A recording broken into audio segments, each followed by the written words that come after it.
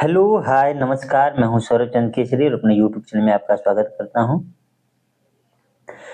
आप इससे पहले दो वीडियो देखे होंगे, जिसमें से पहला हमने रीडिंग किया था चैप्टर 1 का, और उसके बाद में उससे एमसीक्यू बनाया था। चैप्टर 1 था भौगोलिक खोज, और उस पे आधारित हमने एमसीक्यू किया था। आज हम लोग चैप्टर 2 करेंगे, अमेरिकी स्वतंत्रता संग्राम। याद रहे, ये जो हम लोग करने जा रहे हैं अमेरिकी स्वतंत्रता संग्राम, इसका पहले हम लोग थियरी करेंगे। थियरी का मतलब क्या है कि ये जो है क्लास 9th का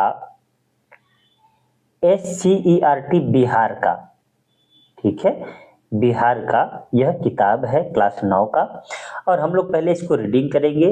आपको पता ही है, मैं रीडिंग स्पीड से करता हूँ ताकि एक आपको आइडिया मिल जाए कि उस चैप्टर में क्या क्या है, क्या क्या फैक्ट है, क्या कंसेप्ट है, और उससे जब मैं बना करके एमसीक्यू आपको कराता हूं तो सारा का सारा कंफ्यूजन दूर हो जाता है। तो आज हम लोग करेंगे अमेरिकी स्वतंत्रता संग्राम। तो चलिए हम लोग रीडिंग करते हैं। यह देखिए, प्रश्न यहां से बनेगा तो पहले तो हमें रीडिंग करना होगा। कह रहा है, विश्व इतिहास में आधुनिक काल का प्रारंभ जिन घटनाओं के साथ जोड़ा जाता है, उनमें यूरोपीय देशों द्वारा 15वीं शताब्दी में नए समुद्री मार्गों की खोज भी शामिल है। ठीक है, इसका उद्देश्य नए व्यापारिक मार्गों को विकसित करना था ताकि यूरोपीय देशों की अर्थव्यवस्था व्यापार और वाणिज्य के माध्यम से समृद्ध बनाई जा सके। देखिए, 15वीं शताब्दी में समुद्री मार्ग की खोज हुई। ठीक है, 1492 में अमेरिका की खोज होती है, 1498 में भारत की खोज होती है, मतलब भारत के रास्ते की खोज होती है। ठीक है, और उसका उद्देश्य क्या होता है कि हम व्यापार के माध्यम से यूरोप के जितने भी देश हैं उसको समृद्ध बनाना। यूरोप के देश समृद्ध किन किन आधार पर बनाए जा सकते थे? तो व्यापार और वाणिज्य के माध्यम से ही बनाए जा सकते थे। अब इसी क्रम में 1492 में कोलंबस ने अमेरिका महाद्वीप की खोज की, जैसा कि हम लोग प्रीवियस चैप्टर में पढ़ चुके हैं। पुनः अमेरिगो वेस्पुच्ची, देखिए इसका भी मैंने एमसीक्यू कराया है। ठीक है, पुनः अमेरिगो वेस्पुच्ची ने इस बृहद भूखंड के बारे में विस्तृत जानकारी दी। धीरे धीरे यूरोपीय देशों ने इस क्षेत्र में अपने उपनिवेश भी बसा लिए। उत्तरी अमेरिका में मुख्य रूप से फ्रांस और इंग्लैंड ने अपना वर्चस्व स्थापित कर लिया। याद रखिएगा, अमेरिका में जो उत्तरी अमेरिका है, ठीक है ना, जिसे आप नई दुनिया कहा गया जब कोलंबस ने खोजा था, तो उत्तरी अमेरिका में दो देश जो है, फ्रांस और इंग्लैंड, ये अपना वर्चस्व स्थापित कर लेते हैं। इन्हीं के बीच सप्तवर्षीय युद्ध भी होगा। लेकिन पहला कॉलोनी की अगर बात करें, ठीक है, पहला कॉलोनी या उपनिवेश की बात करें तो वो स्पेन था। ये आपको याद रखना, स्पेन ने बसाया था। ठीक है, मैं प्रश्न कराऊंगा, एमसीक्यू कराऊंगा। जितना अंडरलाइन कर रहा हूं, अंडरलाइन का मतलब ये जो घेर रहा हूं उसको आपको लिखना है, नोट्स बनाना है। ठीक है, बस प्यार से पढ़ते रहिए। अब आगे की करते हैं। देखिए, कह रहा है कि लगभग उसी समय यूरोप में नए राजनीतिक विचारों का प्रतिपादन भी हो रहा था और व्यक्ति स्वतंत्रता, निरंकुश सत्ता का विरोध, समानता और बंधुत्व जैसे विचारों के बीच, विशेषकर प्रबुद्ध वर्ग के बीच लोकप्रिय होते जा रहे थे। अब देखिए, जो अमेरिका है, हम लोग अमेरिका की क्रांति पढ़ रहे हैं ना, इस पर प्रभाव फ्रांस की क्रांति का पड़ता है। वो बात अलग है कि पहले स्वतंत्र अमेरिका होता है, ठीक है, लेकिन याद रखिएगा कि वहां पर जो समानता, स्वतंत्रता, बंधुत्व की भाव आई थी और शक्ति का पृथक्करण का सिद्धांत आया था, उससे अमेरिका बहुत प्रभावित हुआ। ठीक है, कहां से? फ्रांस से। अब देखिए, कह रहा है इंग्लैंड से अमेरिकी उपनिवेशों की भौगोलिक दूरी और वहां के निवासियों के बीच वैचारिक भिन्नता ने धीरे धीरे एक ऐसी उत्पन्न कर दी जहां वैचारिक स्तर पर इंग्लैंड और उसके उपनिवेश वस्तुतः दो अलग अलग स्तरों पर आ गए। उस समय की बदलती हुई आर्थिक व्यवस्था ने भी इन दोनों के बीच मतभेद को बढ़ाया और धीरे धीरे उपनिवेशी इंग्लैंड के वर्चस्व से मुक्त होने के लिए अग्रसर हुए। इसी का परिणाम अमेरिकी स्वतंत्रता संग्राम के रूप में सामने आया। देखिए, अमेरिका में जब ये लोग उपनिवेश बना लिए तो उपनिवेश बनाने के बाद ये लोग अपने धर्म को थोपने लगे, अपनी सभ्यता को थोपने लगे, वहां से शोषण करके वहां के धन का निष्कासन करने लगे, वहां के लोगों पर अत्याचार करने लगे। और वो धीरे धीरे क्या हुआ, जब उनमें वो क्रोध की ज्वाला भड़कती है तब क्या हो जाता है, अमेरिकी स्वतंत्रता संग्राम हो जाता है। क्योंकि आप कब तक किसी का शोषण करेंगे। ठीक है, अब देखिए आगे बढ़ेंगे। कारण, अमेरिकी स्वतंत्रता संग्राम का कारण क्या है, ये कारण के बारे में पढ़ेंगे। देखिए, अमेरिकी स्वतंत्रता संग्राम विश्व इतिहास की महत्वपूर्ण घटना है जिसके निम्नलिखित कारण थे। अब हम लोग कारण पढ़ेंगे। पहला कारण क्या है, मैं एकदम लाइन बाय लाइन पढ़ रहा हूँ, चाहूँ तो एक्सप्लेन कर दूं फिर टॉपिक ले लेकर के, लेकिन लाइन बाय लाइन इसलिए ले रहा हूँ कि परीक्षा में लाइन बाय लाइन पूछ रहा है बीपीएससी में।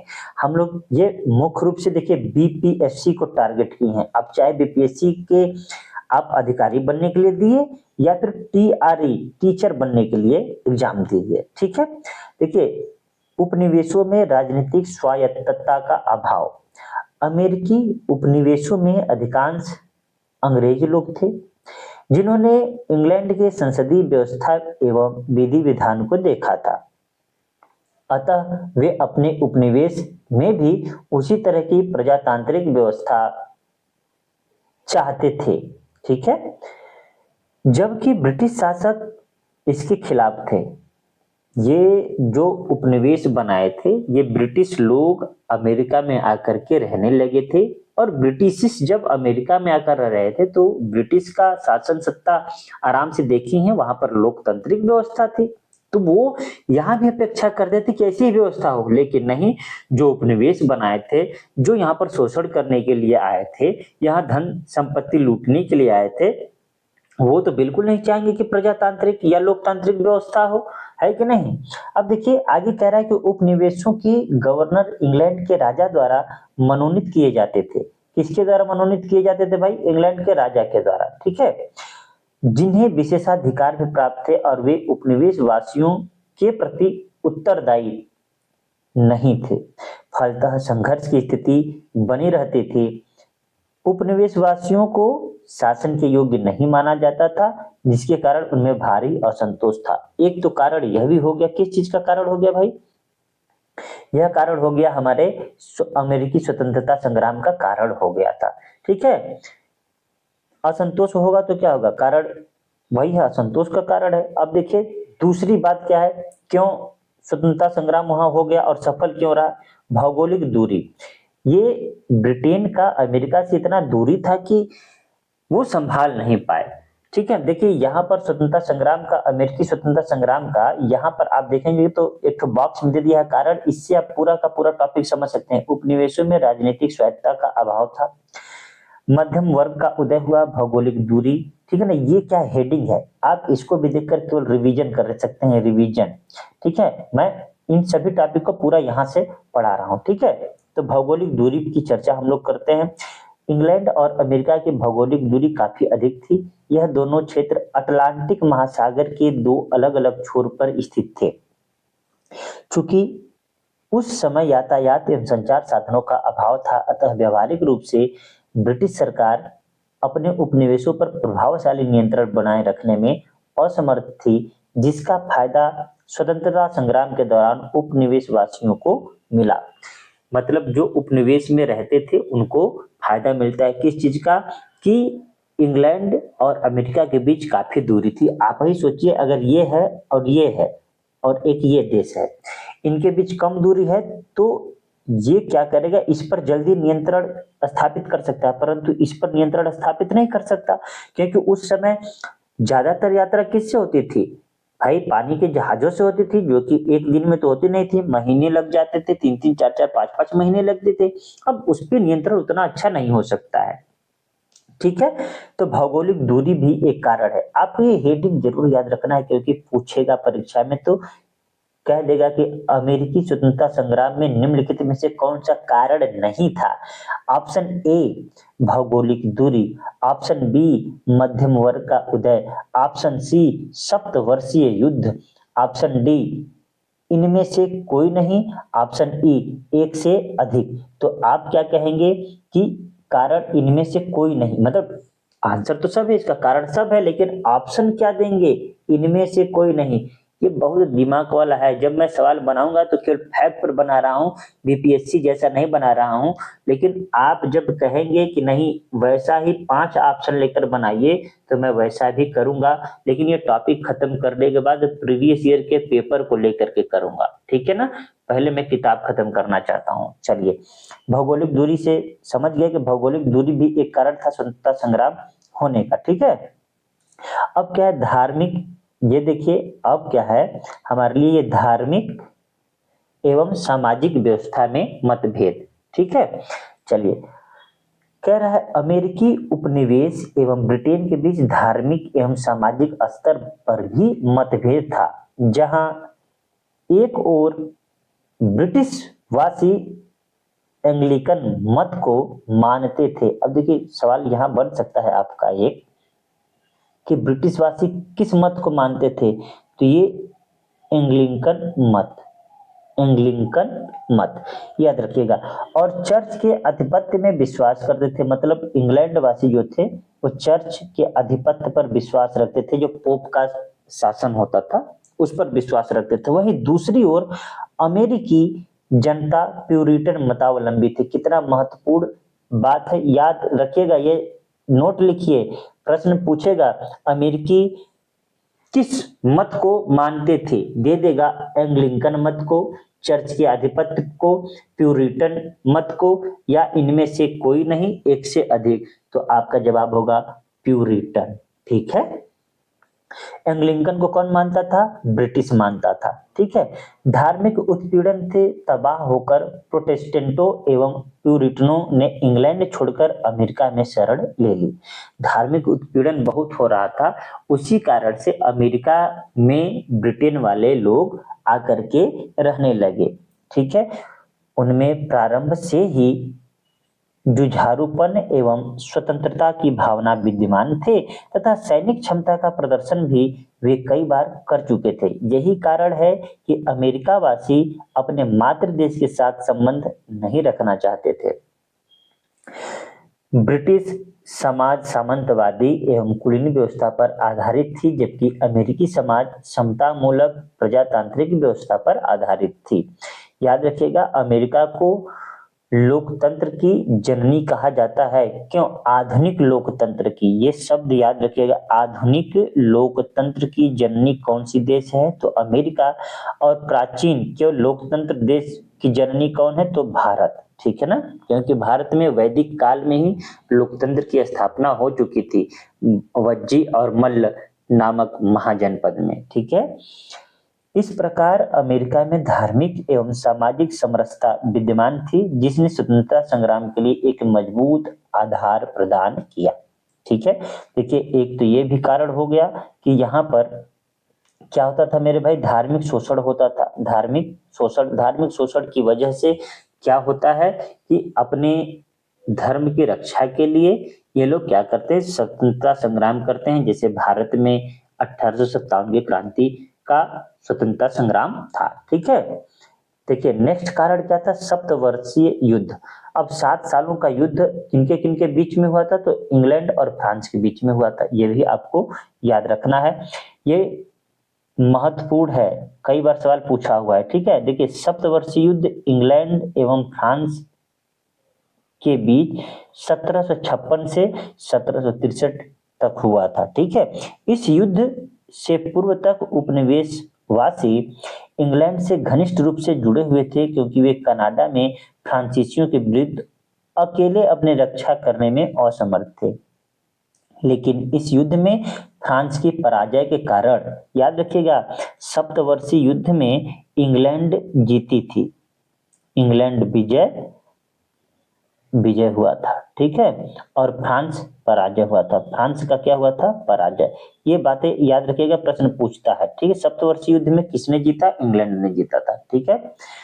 अब ये देखिए, लेकिन इस युद्ध में फ्रांस की पराजय के साथ यह भी भय समाप्त हो गया अब उपनिवेश वासियों का एकमात्र लक्ष्य इंग्लैंड को बेदखल करना था। इस युद्ध पर टिप्पणी करते हुए प्रोफेसर पोलार्ड, कितना महत्वपूर्ण है ये तो मैं कहूंगा कि मोस्ट इंपॉर्टेंट है, कथन भी आपको याद रखना है। प्रोफेसर पोलार्ड ने कहा था कि फ्रांस की पराजय ने अमेरिकी वासियों की स्वतंत्रता की इच्छा को भड़काया। मतलब ऐसा था फ्रांस का प्रभुत्व कि इन लोगों को लगता था कि कभी भी ये फ्रांसीसी इतने ताकतवर हैं कि हम लोग कभी भी इनसे आजाद नहीं हो पाएंगे, ये कभी भी हारेंगे नहीं।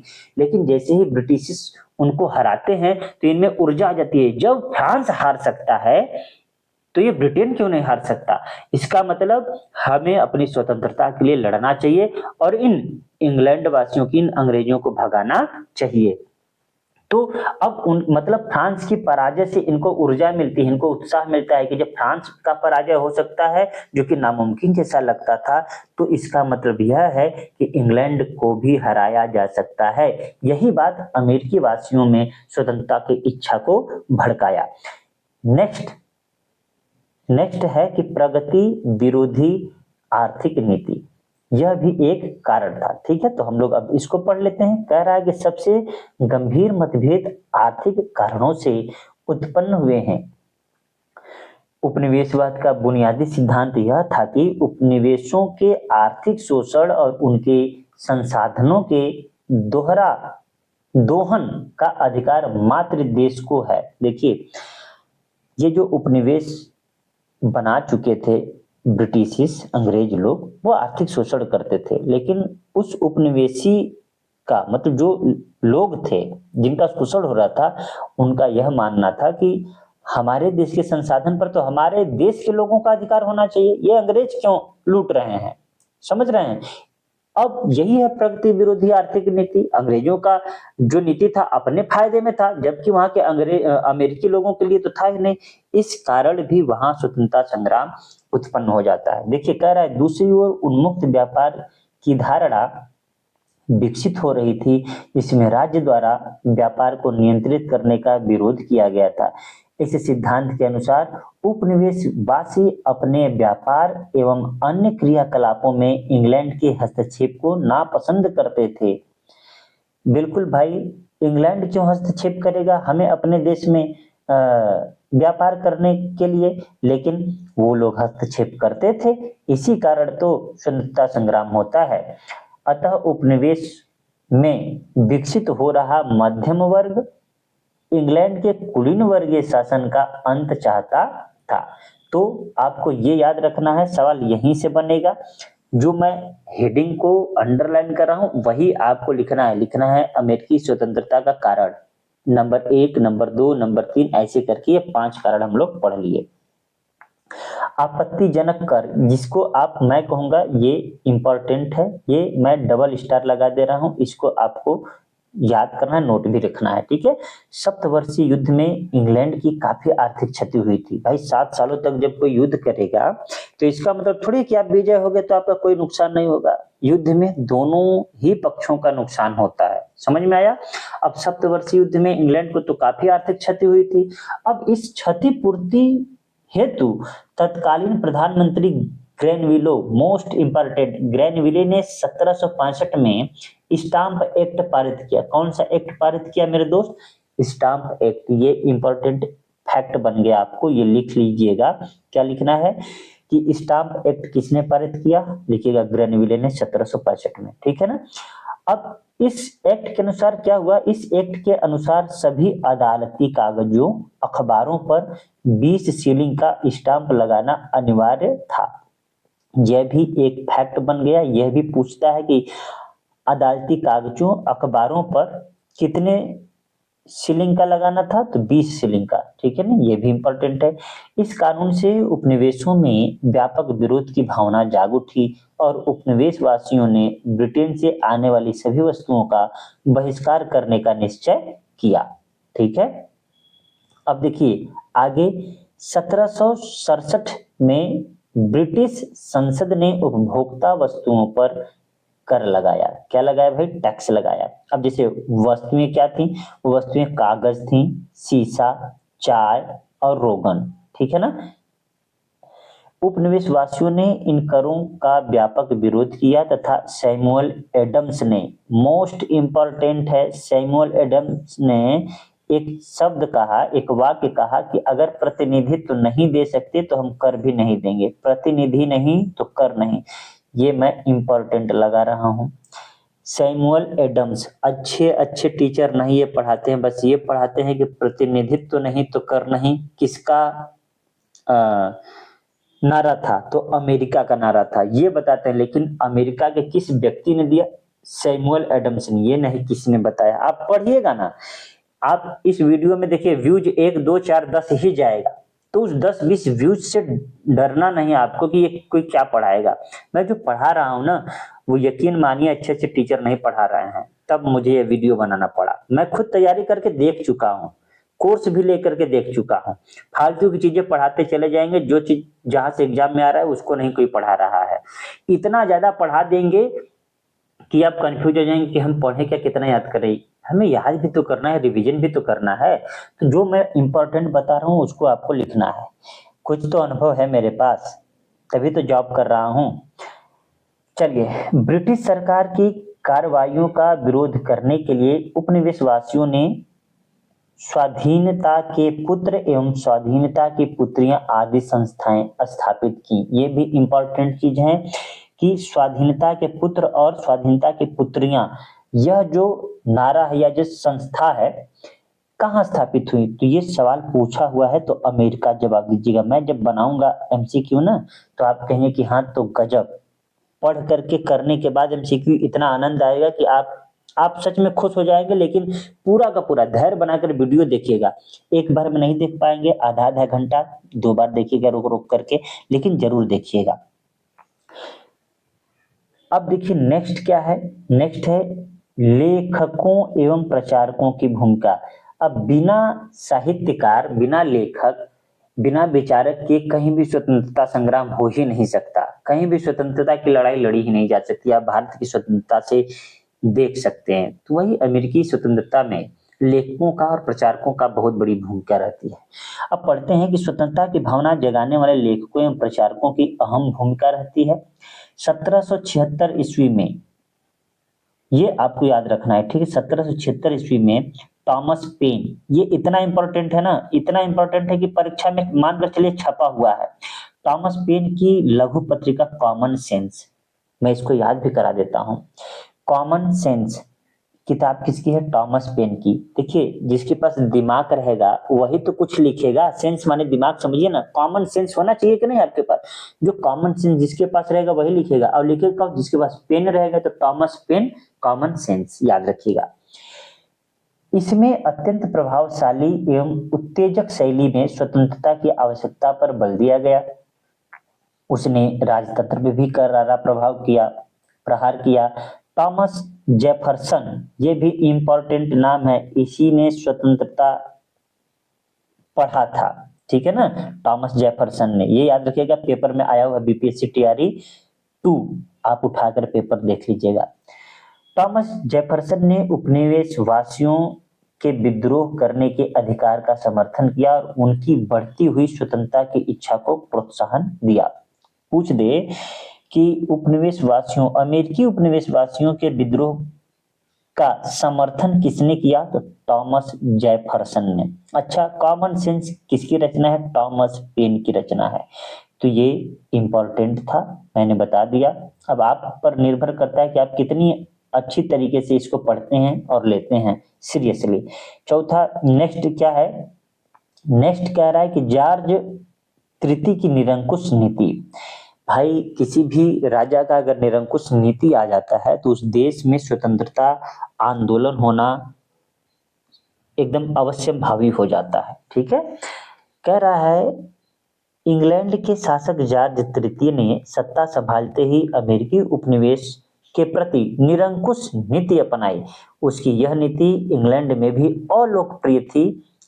वह व्यक्तिगत शासन के सिद्धांत में विश्वास रखता था, जबकि इंग्लैंड में मंत्रिमंडल की शक्तियां बढ़ने लगी थीं। जॉर्ज तृतीय के अनुत्तरदायी रवैये के ने उपनिवेशों के साथ उत्पन्न हुए संकट कि शांतिपूर्ण समाधान की संभावनाओं को वस्तुतः ध्वस्त कर दिया, जो स्वतंत्रता संग्राम हेतु उत्तरदायी कारक में के रूप में सामने आया।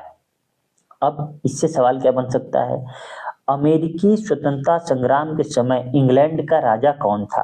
तो आपका जवाब होगा जॉर्ज तृतीय। अच्छा, यह प्रश्न पूछ सकता है कि जॉर्ज तृतीय के समय कौन सी स्वतंत्रता संग्राम हुई? तो अमेरिकी स्वतंत्रता संग्राम। तो इंपॉर्टेंट है, ये याद रखिएगा कि जॉर्ज तृतीय की निरंकुश नीति के कारण भी अमेरिका में स्वतंत्रता संग्राम हुआ। सबसे इंपॉर्टेंट जो अब पढ़ने जा रहे हैं वो तत्कालिक कारण है, ये परीक्षा में आ चुका है बीपीएससी टीआरई 2 में। Boston T party. कौन सा है भैया? Boston T party. ये आपको याद करना है, फैक्ट इसका। बोस्टन टी पार्टी की घटना कब घटी है, ये प्रश्न आया हुआ है, तो आपको याद रखना है कि 1773 में।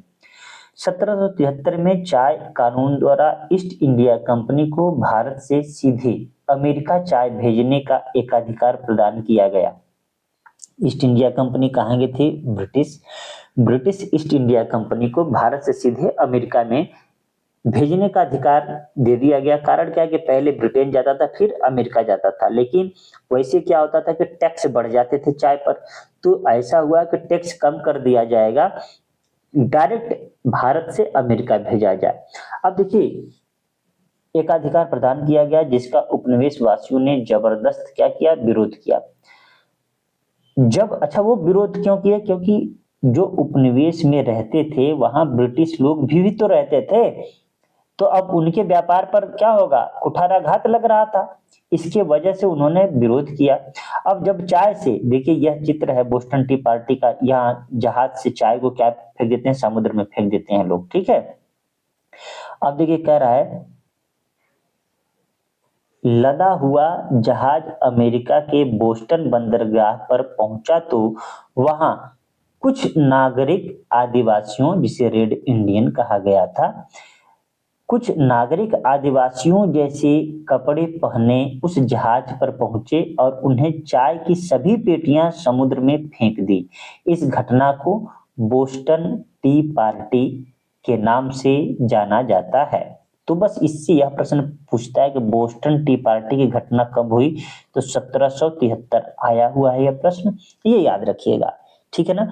यह घटना किस बंदरगाह पर हुई? तो बोस्टन टी पार्टी बोस्टन बंदरगाह पर ही होगी, इतना याद रखिएगा, ठीक है। नेक्स्ट प्रश्न की ओर, नेक्स्ट प्रश्न क्या, नेक्स्ट टॉपिक है यही। इसके आगे कह रहा है 5 सितंबर सन 1774 में 13 उपनिवेशों के प्रतिनिधियों का फिलाडेल्फिया शहर में एक महादेशीय सम्मेलन आयोजित किया गया, जिसमें ब्रिटिश कानूनों का विरोध तथा व्यापार के बहिष्कार का निर्णय हुआ। कितना फैक्ट बन रहा है? अच्छा, अमेरिका में कितने उपनिवेश थे? तो आपका जवाब होगा 13 उपनिवेश, ठीक है। अच्छा, ये बताइए कि महादेशी सम्मेलन कहाँ हुआ? तो महादेशी सम्मेलन आप कहेंगे कि फिलाडेल्फिया में हुआ। यहाँ पर देखिए दिया है, फिलाडेल्फिया में महादेशी सम्मेलन हुआ। महादेशी सम्मेलन फिलाडेल्फिया में कब हुआ? तो आप कहेंगे कि जवाब क्या होगा? 5 सितंबर सन 1774 में। 3 फैक्ट मिल गया। फिलाडेल्फिया शहर में जो सम्मेलन हुआ उसका उद्देश्य क्या था? उसका उद्देश्य था ब्रिटिश कानूनों का विरोध और व्यापार के बहिष्कार, ठीक है। 4 फैक्ट हमने इसमें बता दिया। आगे देखिए, 18 अप्रैल 1775 को ब्रिटिश सेना और उपनिवेश वासियों के बीच लेक्सिंगटन में प्रथम संघर्ष हुआ। अगर यह पूछ दे कि लेक्सिंगटन में प्रथम संघर्ष किसके किसके बीच में हुआ, ये लेक्सिंगटन आपको याद रखना, किसके किसके बीच हुआ? तो आप कहेंगे ब्रिटिश सेना और उपनिवेश वासियों के बीच हुआ। अच्छा, लेक्सिंगटन की घटना कब हुई या संघर्ष कब हुआ? तो आप कहेंगे कि 1875 में। कब? 18 अप्रैल 1775, सॉरी 1875 बोला गया, 1775 में। देखिए कितना भर भर के फैक्ट बन रहा है। तो ये आपको कॉपी में लिखना है, मजाक नहीं करना है। ये कॉपी आप लिखिए, चैप्टर लिखिए और कॉपी से लिखिए।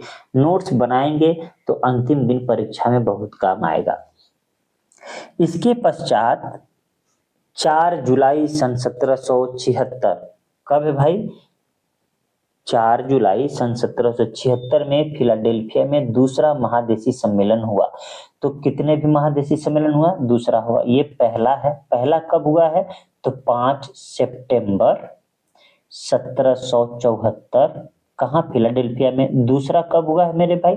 तो दूसरा अभी अभी देख रहे हैं 4 जुलाई, ठीक है, 1776। याद रहे यही स्वतंत्रता का दिन मनाया जाएगा। ठीक है, ये 2 सम्मेलन हो चुका है फिलाडेल्फिया में। ठीक है ना। अब देखिए, इसमें टॉमस जेफरसन द्वारा तैयार किया गया स्वतंत्रता का घोषणा पत्र जारी किया गया। ये परीक्षा में आया हुआ है।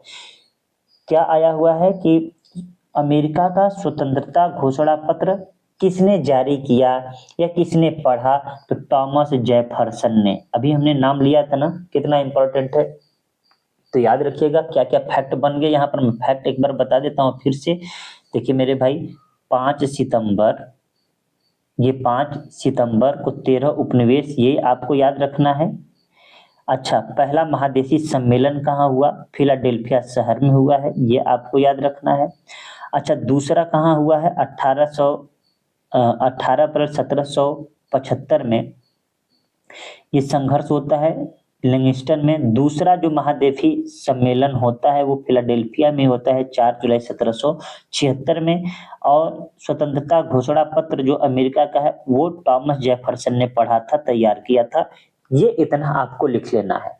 महादेशी सम्मेलन का उद्देश्य क्या था? प्रथम महादेशी सम्मेलन का तो आप कहेंगे उसमें ब्रिटिश कानूनों का विरोध और व्यापार का बहिष्कार करना था। ठीक है, प्रथम लेक्सिंगटन, ठीक है ना। प्रथम संघर्ष कब हुआ? 1775 में, 18 अप्रैल 1775। इतना काफी है। ये देखिए चित्र, ठीक है। ये जब अमेरिकी स्वतंत्रता का घोषणा पत्र पढ़ा जा रहा था तब का यह चित्र है। अब देखिए आगे पढ़ते हैं।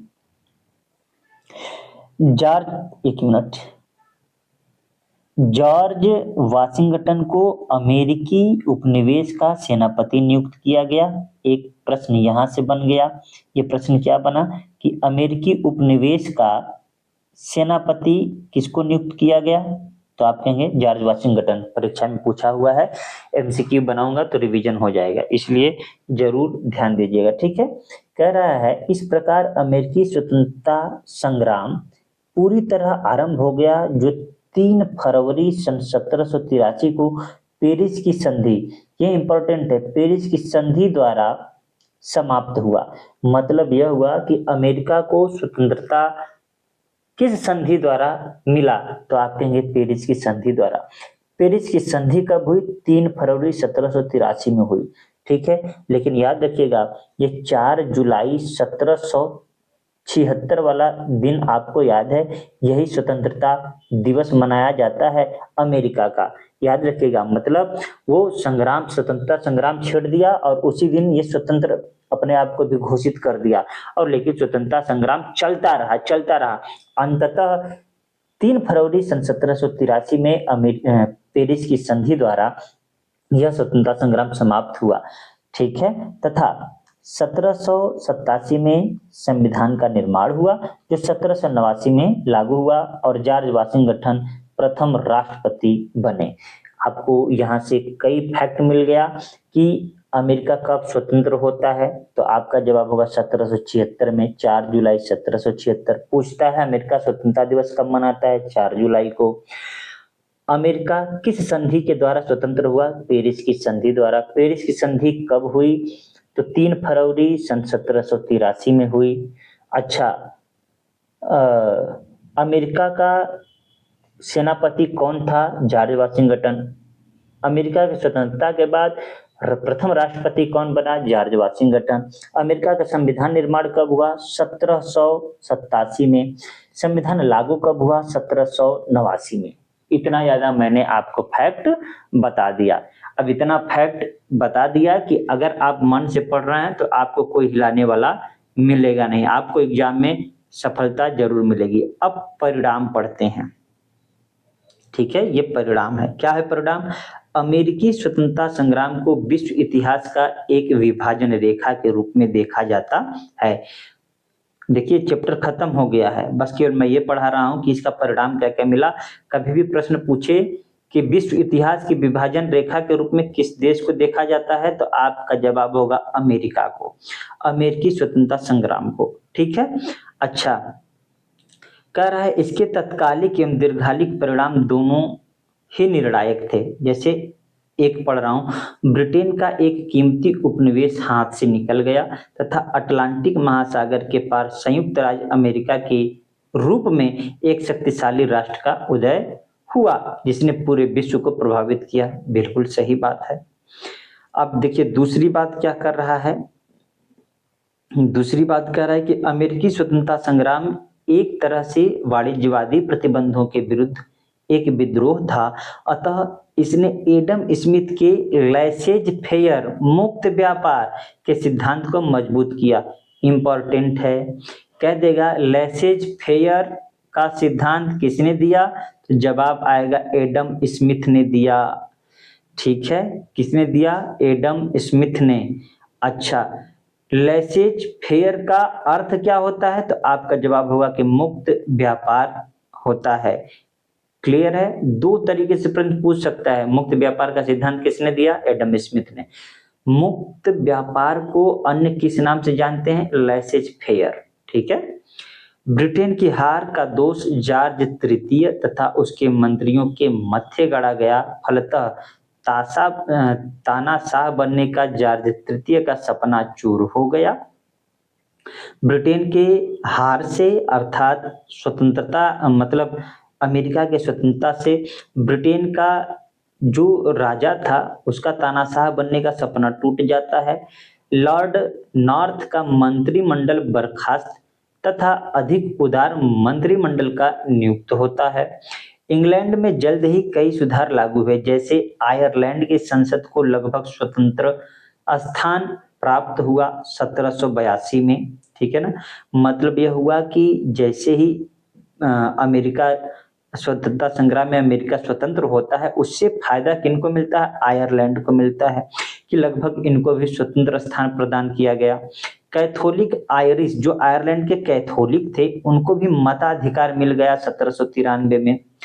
आयरिश संसद वेस्टमिंस्टर संसद से जुड़ा। ठीक है। इस प्रकार सीमित राजतंत्र और राजनीतिक स्वतंत्रता का वर्चस्व बढ़ गया। स्वतंत्रता के कारण क्या हो गया? वर्चस्व बढ़ गया। अब देखिए ये अंतिम बात है, यहीं पर वीडियो समाप्त हो जाएगा। अमेरिकी स्वतंत्रता संग्राम ने फ्रांस को भी प्रभावित किया। इस संग्राम में लफायते के नेतृत्व में फ्रांसीसी सैनिकों ने भाग लिया था। अतः जब वे स्वदेश लौटे तो निरंकुश राजतंत्र के प्रति जनता को जागरूक करने का प्रयास किया। दूसरी ओर फ्रांसीसी अर्थव्यवस्था भी बुरी तरह प्रभावित हुई।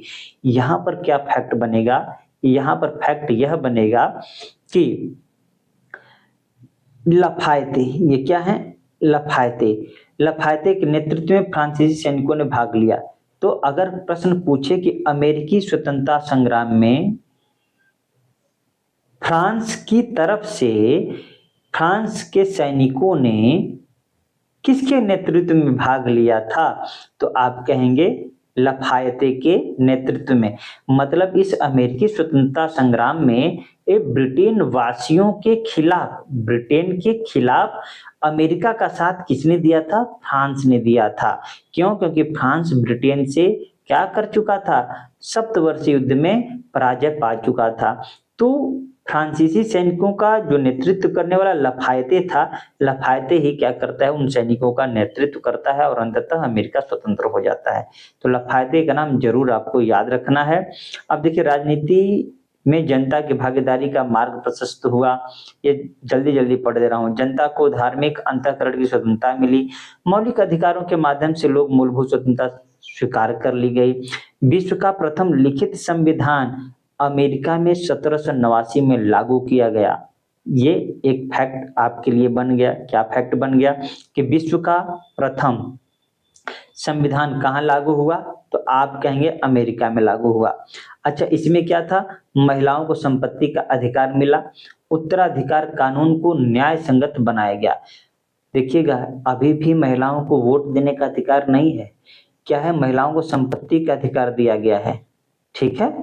अमेरिका गणतंत्र बना, वहां मॉन्टेस्क्यू के शक्तिकरण पृथक्करण का सिद्धांत को मान्यता मिला।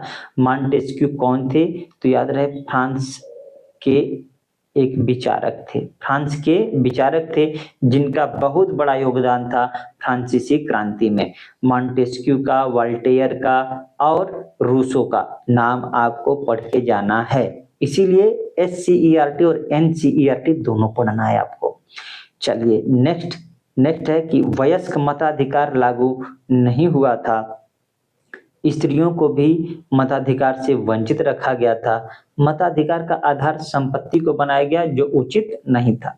आजादी के बाद अमेरिका के मताधिकार तो मिला, लेकिन उनको मिला जिनके पास संपत्ति था, वही वोट दे सकते थे। इस प्रकार संयुक्त राज्य अमेरिका का गठन एक नए राज्य के रूप में हुआ, जिसमें पहली बार लिखित संविधान, शक्ति के पृथक्करण का सिद्धांत, धर्मनिरपेक्षता का सिद्धांत और व्यक्तिगत स्वतंत्रता का सिद्धांत राजनैतिक व्यवस्था के मूल आधार माने गए। प्रश्न पूछ सकता है कि अमेरिकी स्वतंत्रता में राजनैतिक व्यवस्था के मूल आधार क्या क्या माने गए? तो आप कहेंगे शक्तिकरण पृथक्करण के सिद्धांत, शक्ति के पृथक्करण का सिद्धांत, धर्मनिरपेक्षता का सिद्धांत और व्यक्तिगत स्वतंत्रता का सिद्धांत। ठीक है। इन सिद्धांतों का प्रसार यूरोप में भी हुआ और फ्रांस की राज्य क्रांति 1789 में इन्हीं सिद्धांतों को मार्गदर्शक सिद्धांतों के रूप में समस्त विश्व के लिए स्थापित कर दिया गया। ठीक है। अच्छा, इसके बाद में औद्योगिक प्रभाव भी पढ़ लेते हैं, देख लेते हैं कि अमेरिकी स्वतंत्रता संग्राम के समय से ही पश्चिमी यूरोप की औद्योगिक क्रांति नवनिर्मित अमेरिकी समाज में प्रवेश कर रही थी। अतः इससे आर्थिक प्रगति की अपार संभावनाओं का उदय हुआ। अब यहाँ एक नई कार्य संस्कृति विकसित हुई और अनेक उद्योग धंधों एवं कल कारखानों का निर्माण हुआ, जिसके लिए कच्चा माल पहले से ही मौजूद था। औद्योगिकरण के फलस्वरूप कृषि को भी प्रोत्साहन मिला, अतः आर्थिक क्षेत्र में अभूतपूर्व उन्नति हासिल हुई, जिसका परिणाम एक सशक्त एवं विकसित देश के रूप में संयुक्त राज्य अमेरिका का उदय हुआ। याद रखिएगा, विकसित देश और सशक्त देश बनाने में कृषि का भी महत्वपूर्ण योगदान है, औद्योगिकरण का भी महत्वपूर्ण योगदान है। ठीक है। अब देखिए क्या है, इंग्लैंड की असफलता के कारण। यह भी तो पढ़ना है, चैप्टर लंबा है लेकिन कोई बात नहीं है, हमको तो पूरा का पूरा पढ़ना है, एक दिन में एक चैप्टर, यही हमारा लक्ष्य है। यद्यपि इंग्लैंड काफी शक्तिशाली था एवं विश्व में उसकी कई उपनिवेश भी थे, परंतु उसे अमेरिकी स्वतंत्रता संग्राम में हार का मुंह क्यों देखना पड़ा? इंग्लैंड की असफलता के निम्न कारण थे। एक तो कारण हमने पहले ही बताया कि भौगोलिक दूरी और जॉर्ज तृतीय का निरंकुश शासन, जो मन में आया वो कर दो, है कि नहीं? तो चलिए क्या क्या कारण थे असफलता के वो बता देता हूं। पहला है, अमेरिकी उपनिवेश अटलांटिक महासागर के पार 3000 मील की दूरी पर स्थित थे, अतः वहां से सेना एवं रसद पहुंचने में कठिनाई होती थी। दूसरी ओर अमेरिका की भौगोलिक स्थिति से भी अंग्रेज सैनिक परिचित नहीं थे। एक तो कारण यह हो गया, किस चीज का? इसकी पराजय का। दूसरा कारण क्या हो सकता है? दूसरा कारण कह रहा है कि अमेरिका की शक्ति को नजरअंदाज किया गया और अधिकांश अंग्रेज इसे गृह युद्ध ही समझते रह गए। ठीक है। अमेरिका भी तो शक्तिशाली था भाई, प्रारंभ में भले ही आप उन पर शासन कर रहे थे, लेकिन जब स्वतंत्रता की ज्वाला भड़कती है तो फिर आपको गद्दी से उखाड़ फेंकती है। हालांकि 1776 और 1783 के बीच 7 साल का गैप रहता है, उस 7 साल तक लगातार युद्ध करते हैं ये लोग। अब देखिए तीसरा क्या है, तीसरा कह रहा है कि उपनिवेश वासियों में एकता एवं उत्साह था, वे स्वतंत्रता के लिए कुछ भी करने को तैयार थे, ये सबसे महत्वपूर्ण बात थी। अगर एकता नहीं होती तो ब्रिटिश नहीं हारते। ठीक है, अमेरिका कभी जीतता नहीं, वो जीत का कारण एकता भी था।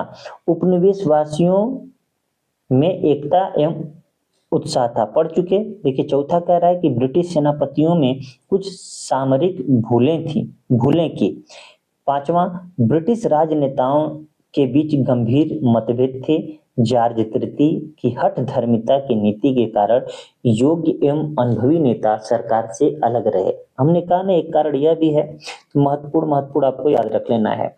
ब्रिटेन विदेशी सहायता से वंचित रहा, जबकि अमेरिकी उपनिवेशों को विदेशी सहायता प्राप्त हुई। विशेषकर फ्रांस ने उपनिवेश वासियों को जनधन से काफी मदद पहुंचाई। देखिए कारण क्या है कि आपको पता है कि ये दोस्त का दोस्त होता है, ये तो सब जानते हैं, परंतु दुश्मन भी दोस्त कहलाता है।